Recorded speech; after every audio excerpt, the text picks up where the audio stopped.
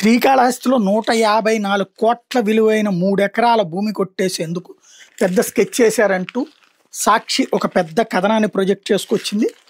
దాంట్లో శ్రీకాళహస్తి మున్సిపల్ కార్యాలయం సమీపంలోని వాడలో దళితులకు చెందిన 3 ఎకరాల భూమి ధర ప్రస్తుతం 154 కోట్ల వరకు బలుతోంది. దీని మీద ఇటీవల టీడీపీ నేతలు కనుబడింది. ప్రధానంగా 2 బడా నేతలు ఈ భూమిని అప్పనంగా దోచుకునేందుకు రంగం సిద్ధం చేశారు. అధికారాన్ని అడ్డం పెట్టుకుని దళితుల భూములను లాక్కునేందుకు పకడ్బందీ ప్రణాళిక వేశారు. కొన్నాళ్ళు వివాదంలో ఉన్న ఈ భూమి చివరకు దళితులకు దక్కింది. దీంతో ఆ భూమిని దిగమింగేందుకు పచ్చబడా నేతలు కుట్రలు మొదలుపెట్టారు. ఒకప్పుడు వాడలో దళితులకు 7.5 ఎకరాల వరకు భూమి ఉండేది. 65లో ఆ భూమిని ఒక పెత్తందారు మోసం చేసి కాజేశాడు. సంతకాలు తీసేసుకుని లాగేసుకున్నాడు. క్రమంగా ఆ భూములకు విక్రయించుకుంటూ వచ్చాడు. తీరా ఆ భూమికి సంబంధించిన దళిత కుటుంబీకులు కోర్టును ఆశ్రయించారు. ఆపై కోర్టు నుంచి వాళ్ళ క్లియరెన్స్ వచ్చింది.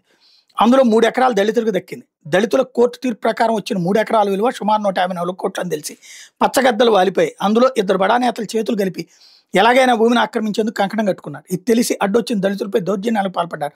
బెదిరింపులకు గురి చేశారు. అధికార బలంతో దళితుల స్థానంలో కొందరు నకిలీలను తీసుకొచ్చారు. వాళ్ళని అడ్డుగా పెట్టుకుని ఆ భూమిని కొట్టేసేందుకు సన్నద్ధమయ్యారు.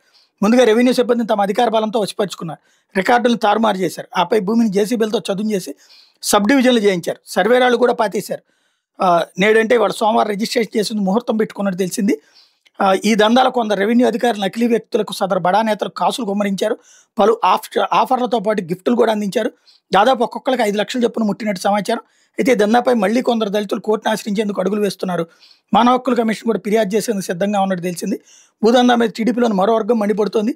ఆ 2 నేతలు చేస్తున్న దందాన్ని సీఎం చంద్రబాబు, మంత్రి లోకేష్ దృష్టి తీసుకెళ్లేందుకు యత్నిస్తోంది. సోమవారం రిజిస్ట్రేషన్ ప్రక్రియ మొదలైతే ఈ విషయాన్ని వెంటనే అధినేతకు చేరవేసేందుకు సిద్ధంగా ఉన్నట్టు సమాచారం. ఈ క్రమంలో బాధితులకు అండగా నిలబడి ఖచ్చితంగా న్యాయం చేస్తామని మరో వర్గం వారు హామీ ఇచ్చినట్టు కొందరు దళితులు చెప్తున్నారు. అలాగే మీడియా ద్వారా మొత్తం వ్యవహారాన్ని బహిర్గతం చేయాలని పావులు గదుపుతున్నట్టు తెలిసింది అన్నట్టు హైలైట్ చేసింది సాక్షి.